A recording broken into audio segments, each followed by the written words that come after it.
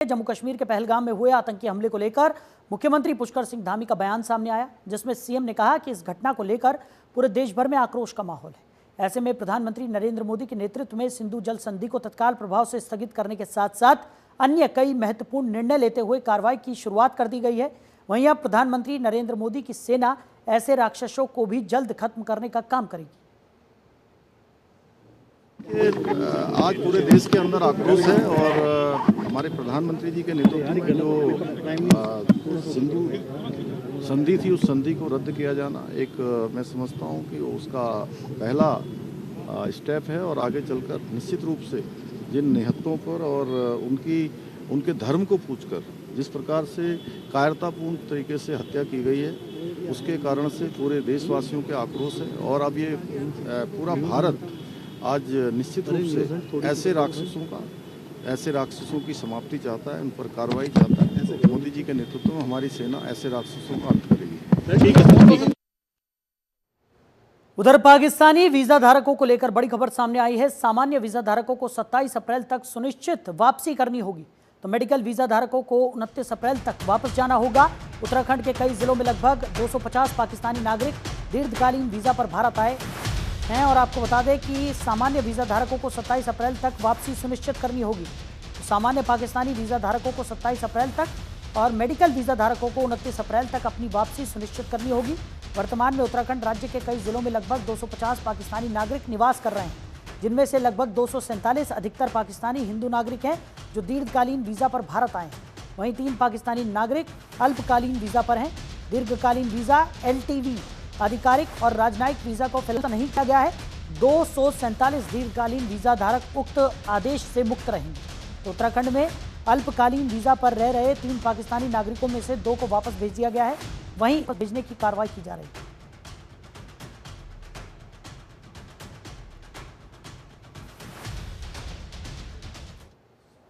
तो उत्तराखंड में 250 पाकिस्तानी नागरिक चिन्हित किए गए हैं, 2 को वापस भेज दिया गया है। आज एक और की बारी है।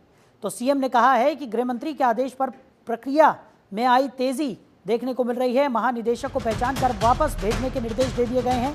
उत्तराखंड सीएम पुष्कर सिंह धामी ने कहा है कि पहलगाम में हुए आतंकी हमले के बाद प्रधानमंत्री नरेंद्र मोदी और केंद्रीय गृह मंत्री अमित शाह की अध्यक्षता में CCS बैठक हुई। बैठक में लिए गए फैसलों के बाद राज्य में पाकिस्तानी नागरिकों की पहचान की प्रक्रिया में तेजी लाई गई है। तो मुख्यमंत्री ने कहा है कि पुलिस महानिदेशक को पाकिस्तानी नागरिकों की पहचान कर वापस भेजिए, त्वरित कार्रवाई सुनिश्चित करने के निर्देश दिए गए। तो खबर पर ज्यादा जानकारी के साथ हमारे सहयोगी हरीश खनेड़ा हमारे साथ जुड़ गए। हरीश, क्या कुछ निकलकर सामने आ रहा है? पाकिस्तानी नागरिकों को चिन्हित कर उन्हें वापस भेजने की कार्रवाई में तेजी देखने को मिल रही है। निश्चित तौर पर जिस तरह से जो घटना पहलगाम में हुई है उसको लेकर के कहीं न कहीं उत्तराखंड सरकार भी सजग है और लगातार इस तरह के जो निर्णय हैं वो लिए जा रहे हैं। उत्तराखंड की अगर बात करें शाहिद, तो लगभग 250 जो पाकिस्तानी नागरिक हैं उनको चिन्हित किया गया है। उनमें से 2 लोगों की वापसी कर दी गई है जो वीजा पर उत्तराखंड आए थे, और साथ ही साथ जो एक और जो व्यक्ति हैं उसकी भी आज वापसी होना है। और उसकी लगातार मुख्य सचिव को लेकर के DGP को लेकर के सभी जो अधिकारी हैं, उच्च अधिकारी हैं, उनको निर्देश दिए गए हैं कि इस तरह के जो भी लोग यहाँ पर रह रहे हैं उनको चिन्हित किया जाए और उनकी वापसी करवाई जाए। तो उसी को लेकर के एक तरह चारधाम यात्रा उत्तराखंड में शुरू हो रही है, जैसे कि पाकिस्तान से जो उनका भी यहाँ पर आने का था और लगभग 77 लोगों ने रजिस्ट्रेशन यहाँ पर किए थे, उनकी भी वापसी की जा रही है। उनको निरस्त किया जा रहा है, उनका रजिस्ट्रेशन निरस्त किया जा रहा है। तो जाहिर सी बात है, क्योंकि मुख्यमंत्री ने भी कहा कि समुचित आक्रोश का माहौल है और इस तरह के कृत्य करने वाले लोगों के खिलाफ लगातार जन आंदोलन हो रहे हैं, सड़कों पर लोग उतर रहे हैं और जिस तरह से जो निहत्थे लोग को मौत के घाट उतारा गया है वो निंदनीय अपराध है और इस अपराध को बिल्कुल माफ नहीं किया जाएगा। इस तरह की भी जो मुख्यमंत्री ने कहा है, उन्होंने तो ये भी कहा है प्रधानमंत्री और गृह मंत्री की अध्यक्षता में लगातार एक कदम आगे बढ़ाया जा रहा है और किस तरह से इस तरह के लोग हैं उनका जो खात्मा है वो किया जाए, इस तरफ लगातार कार्य किया जा रहा है। उत्तराखंड में जो लोग यहाँ पर वीजा पर आए थे, लगभग 250 लोग हैं और चिन्ह रहे हैं। DGP जो डिफेंस मिनिस्टर हैं उनको निर्देश दिए गए हैं कि इस तरह की जो भी लोग यहाँ पर रह रहे हैं उनको चिन्हित किया जाए और उनकी वापसी किया जाए। बिल्कुल। और हरीश, पहलगाम में जो आतंकी है उसके बाद से लगातार पूरे देश भर में आक्रोश भी देखने को मिल रहा है। लगातार पाकिस्तान के खिलाफ कड़े मांग यहाँ पर की जा रही है।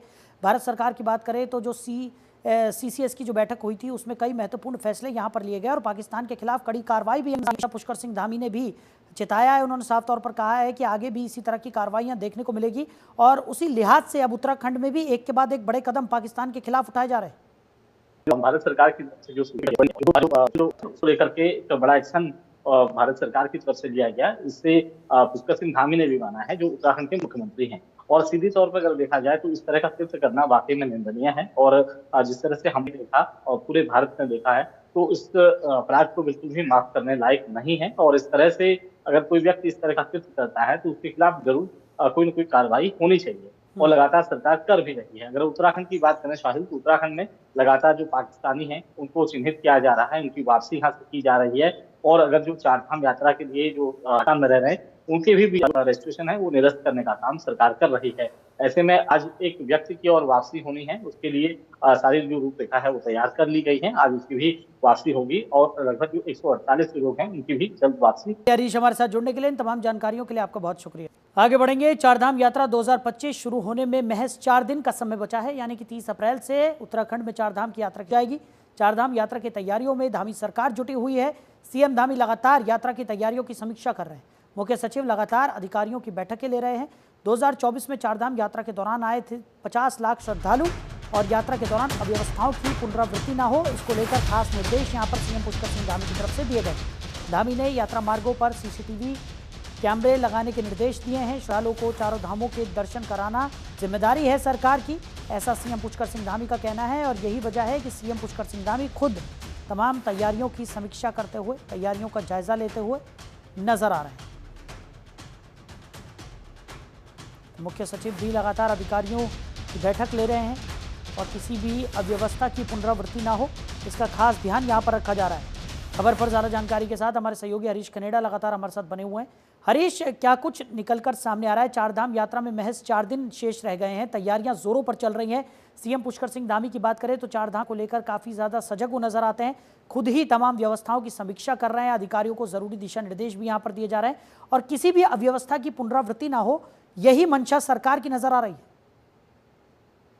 देखिए सर, जो यात्रा की जो तैयारी है ये कपाट बंद होने के बाद से ही शुरू हो जाती है और जिस तरह की जो अव्यवस्थाएं पिछले वर्ष रही हो वो इस तरफ दोबारा ना उसकी रिपीट हो, उसकी तरफ लगातार सरकार काम कर रही है। और इस तरफ की अगर बात की जाए तो आज से मात्र 4 दिन यात्रा शुरू होने में रह गए हैं। एक भव्य तैयारी यहाँ पर की जा रही है। मुख्यमंत्री की अध्यक्षता में लगातार बैठकें हो रही हैं। मुख्य सचिव, चाहे वो मुख्य सचिव हो चाहे DGP हो, तमाम जो बड़े अधिकारी हैं वो लगातार बैठक कर रहे हैं। सरकार की मंशा रही है कि एक छत के नीचे सभी विभाग एक साथ काम करें और इस तरह से जो चारधाम यात्रा उत्तराखंड में जो चल रही है, जो आर्थिकी का एक मजबूत रूप है, तो उसको किस तरह से और सुदृढ़ किया जाए, किस तरह से उसमें और बढ़ोतरी की जाए, इस तरह भी लगातार मुख्यमंत्री काम कर रहे हैं।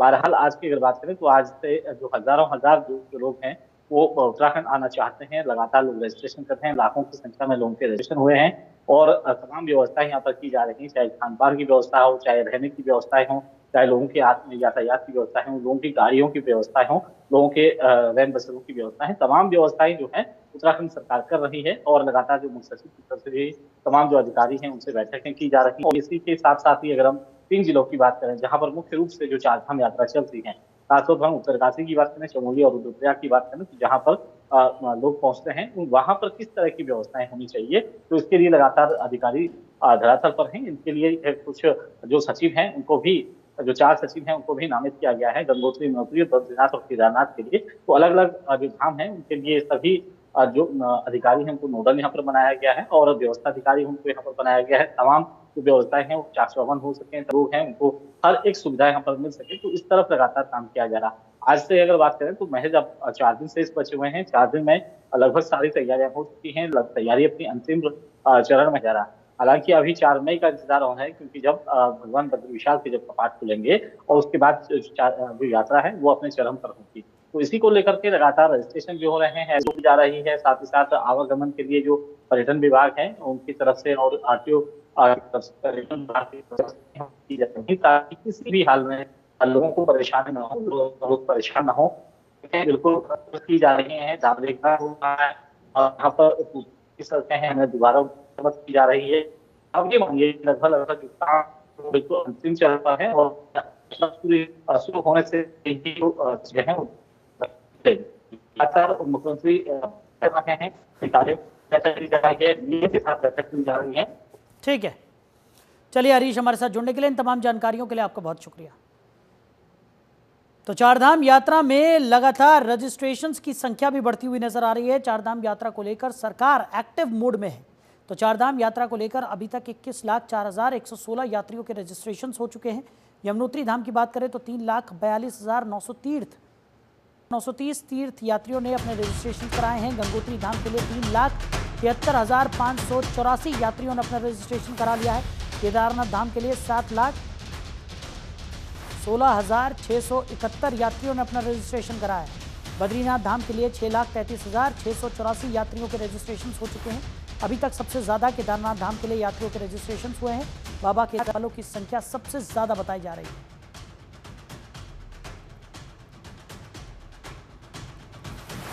लगातार रजिस्ट्रेशन की प्रक्रिया भी सुचारू है। लोग बड़ी संख्या में चारधाम यात्रा के लिए अपना रजिस्ट्रेशन कराते हुए नजर आ रहे हैं। चारधाम यात्रा को लेकर सरकार भी एक्टिव मोड पर है। तमाम व्यापक कदम यहां पर उठाए जा रहे हैं और लगातार जो रजिस्ट्रेशंस की प्रक्रिया है वो भी तेजी के साथ आगे बढ़ रही है।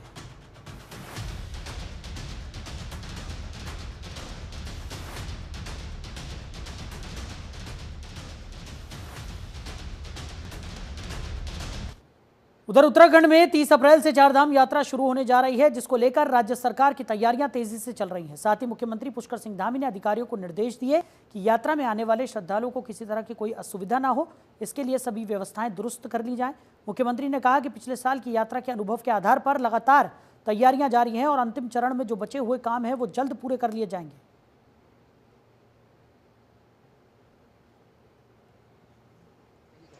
चारधाम यात्रा की तैयारियां लगातार चल रही हैं। वैसे मैं आज ऋषिकेश जाऊंगा तो वहां पर जो हमारा चारधाम यात्रा का पहला पड़ाव होता है, उस पड़ाव से संबंधित जितनी भी जो आवश्यकताएं हैं, समीक्षाएं हैं, जो पिछले सालों के अनुभव हैं, उसके आधार पर हम लगातार, जब यात्रा समाप्त हुई थी 2024 की, उसके बाद से लगातार तैयारियाँ कर रहे हैं और अब अंतिम चरण में यात्रा सभी तैयारियाँ पूरी हो गई हैं और जो कुछ एक काम और करने हैं वो भी अभी 2-3 दिनों के अंदर संपन्न हो जाएंगे। तो बद्रीनाथ धाम यात्रा के सुरक्षित और सुचारू संचालन के लिए जिलाधिकारी संदीप तिवारी ने मास्टर प्लान के कार्यों और तैयारियों का स्थलीय निरीक्षण किया। उन्होंने मास्टर प्लान के तहत कराए जा रहे कार्यों का निरीक्षण कर कार्यों में तेजी लाने के निर्देश दिए। साथ ही जल संस्थान, ऊर्जा निगम और नगर पंचायत के अधिकारियों को सभी यात्री सुविधाओं को समय से दुरुस्त करने के भी निर्देश दिए। इसी के साथ ही उन्होंने धाम में यात्री सुविधाओं को लेकर उप जिलाधिकारी से विस्तृत जानकारी भी ली।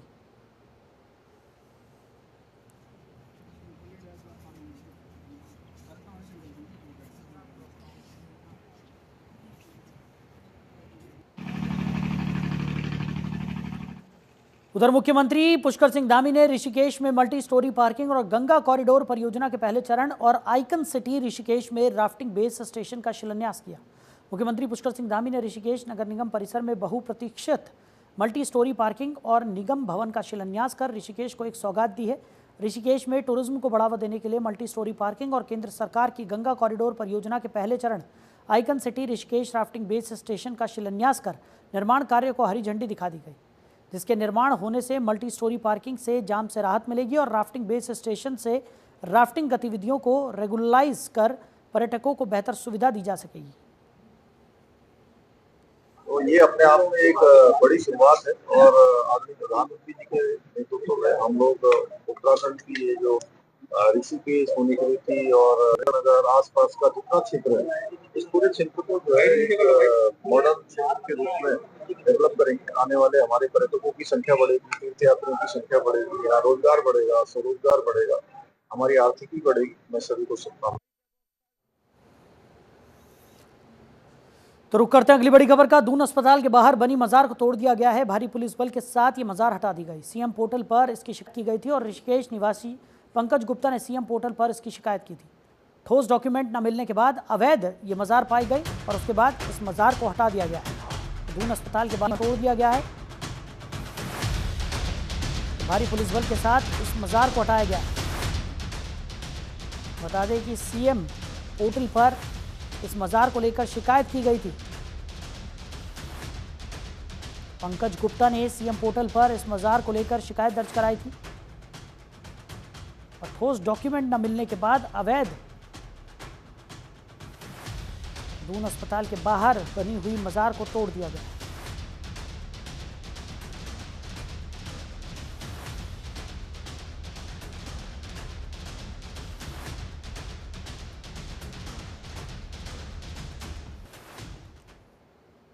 उधर बढ़ती गर्मी के साथ ही त्वचा से संबंधित रोगों के मरीज बड़ी संख्या में दून मेडिकल कॉलेज अस्पताल पहुंच रहे हैं।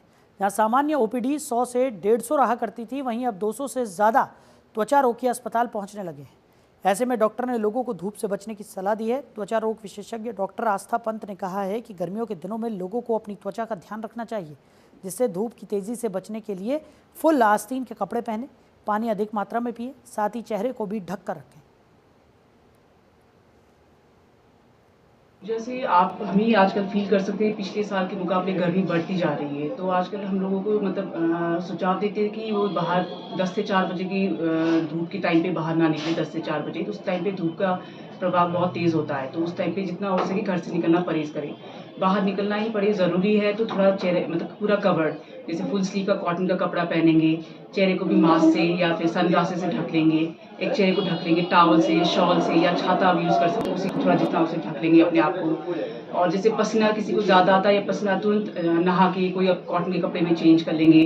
जैसे स्पेशली बच्चे होते हैं वो तो खेलने चले जाते हैं, वो बाहर चले जाते, काटने की समस्या बच्चों में आ जाता है, तो हम माँ बाप को सुझाव देते हैं कि बच्चों को थोड़ा फुल स्लीव के कपड़े पहना दें या फिर ओडोमॉस या कोई भी ऐसे मच्छर या कीड़े से काटने वाले क्रीम ऐसे पहना के बच्चों को भेज दें। और थोड़ा जितना उसे पानी की मात्रा थोड़ा सा ज़्यादा पी ले, वो अपने आप को ढके रहे। उधर जनपद पौड़ी गढ़वाल में 2 अलग अलग स्थानों पर दुखद सड़क दुर्घटनाएं हुई, जिसमें कुल 2 लोगों की मौत हो गई और 16 लोग घायल हुए। पहले दुर्घटना तहसील थलीसैंण में हुई, जहां एक कार अनियंत्रित होकर दुर्घटनाग्रस्त हो गई। वाहन में कुल 9 व्यक्ति सवार थे, जिनमें से 2 व्यक्तियों की मौके पर ही मौत हो गई, जबकि 7 घायल हो गए।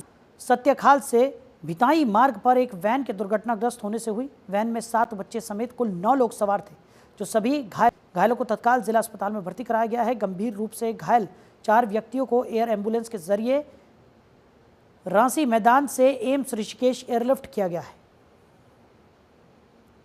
आज बहुत दुखद घटनाएं हुई हैं। तो 2 एक्सीडेंट हुए हैं, एक पौड़ी के पास ही हुआ है, जिसमें कि बच्चे थे जो स्कूल से वापस जा रहे थे। तो मारुति ओमनी वैन है, उसमें बच्चे जा रहे थे, तो उसमें एक्सीडेंट हुआ है। तो उसमें 9 लोग घायल हो गए हैं, और जिसमें कि हमने जो 3 लोग हैं वो एम्स के लिए, वहाँ पे एम्स की जो एम्बुलेंस है वो वहाँ श्रीनगर में आ चुकी है। तो अभी उनके डॉक्टर्स वहाँ पे चेक कर रहे हैं, और उनमें से जो भी वहाँ पे क्रिटिकल होंगे उनको एम्स के लिए वो लोग ले जाएंगे। उधर नैनीताल जिले के कालाढूंगी थाना क्षेत्र में देर शाम को कालाढूंगी हल्द्वानी मोटर मार्ग पर बड़ा हादसा हो गया। ट्रैक्टर ट्रॉली से टकराने के बाद 3 बाइकों में भीषण टक्कर के बाद 2 बाइकों में आग लग गई। भीषण थी कि 2 लोगों की जिंदा मौत हो गई। घटना में पति पत्नी सहित 4 लोग झुलस गए। इस दौरान सड़क में दोनों ओर जाम लग गया। मौके पर पहुंची पुलिस ने घायलों को CHC अस्पताल पहुंचाया, जहां डॉक्टरों ने गंभीर पति पत्नी को प्राथमिक उपचार के बाद STH हॉस्पिटल रेफर कर दिया। लगभग 8:15 से 8:30 के बीच की है, जिसके अंदर जो हमारा कालाडोंगी से चकलवा के बीच में लगभग 1-1.5 किलोमीटर आगे, जब इनसे पूछा, जो घायल है इनसे पूछा, तो उन्होंने बताया कि आमने सामने 2 बाइकों का टक्कर हुई है, जिसकी वजह से आग लगी, और उसके छींटे जो है तीसरी जो मोपेड है उस पर पड़े, और उसकी वजह से जो 2 उसमें जा रहे थे उनके हाथ थोड़े जले हैं। बाकी एक बाइक जो है उसमें 2 मृतक हैं इसमें, और जिनकी शिनाख्त की जा रही है, और 2 को हॉस्पिटल रेफर किया गया सुशांत तिवारी। तो उत्तराखंड में गांव को लेकर राज्य सरकार लगातार गंभीर दिखाई दे रही है, जिसके तहत महिलाओं को स्वरोजगार योजना, लखपति दीदी योजना सहित होम स्टे को बढ़ावा देने के लिए कार्य किया जा रहा है। तो वहीं बीजेपी प्रदेश प्रवक्ता का कहना है कि धामी सरकार ने 100 गांव को चिन्हित किया है, जिससे उत्तराखंड की जनता को लाभ मिल सकेगा।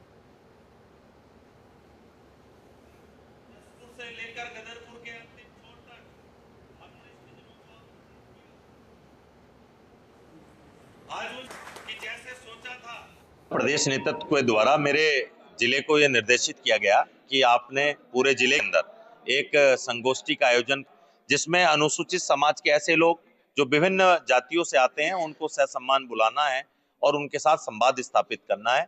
बाबा साहब को लेकर भारतीय जनता पार्टी परिवार निरंतर आगे बढ़ रहा है। इसमें कांग्रेस की उपेक्षा बनाम भाजपा द्वारा किया गया सम्मान। वहीं उत्तराखंड में गांव राज्य सरकार लगी है तो महिलाओं को रोजगार योजना, लखपति योजना सहित होम स्टे को बढ़ावा देने के लिए कार्य किया जा रहा है। देखिए, जिस प्रकार हमारी सरकार गांव को लेकर लगातार संजीदा दिखाई है, जिसके तहत वो स्वरोजगार से भी महिलाओं को जोड़ने का काम कर रहे हैं, लखपति दीदी योजना के तहत गांव को जोड़ने का काम किया जा रहा है, और जिस प्रकार से होम स्टे को बढ़ावा देने का काम किया जा रहा है, उत्तराखंड की सभी परंपराओं को दर्शाने के लिए, एक लोक संस्कृति दिखाने के लिए भी उस पर कार्य किया जा रहा है। वह यह दर्शाता है कि गाँव को लेकर हमारी सरकार लगातार गंभीर है। उसी क्रम में मुख्य सचिव आनंद वर्धन जी ने 100 गांवों को चिन्हित किया है, जिसमें किसी भी प्रकार की अगर कोई समस्या आ रही है, कोई उसमें कमी रह गई है, तो उसमें विकास की गति को प्रदान करने के लिए ये हर्ष का विषय है कि 100 गांव को चिन्हित किया जा रहा है कि किसी भी तरीके की समस्याओं से उसको निदान दिलाया जाए, जिससे हमारी उत्तराखंड की जनता खुश रहे और रोजगार के साथ रहे, और जिससे उत्तराखंड की जनता का आगे तक भला हो, क्योंकि आने वाले दशक उत्तराखंड का दशक होगा। ये चीज हमारे यशस्वी प्रधानमंत्री नरेंद्र मोदी जी ने पहले ही कह रखा है, और उसको गतिशील करने के लिए लगातार हमारे मुख्यमंत्री श्री पुष्कर सिंह धामी जी कार्यरत है।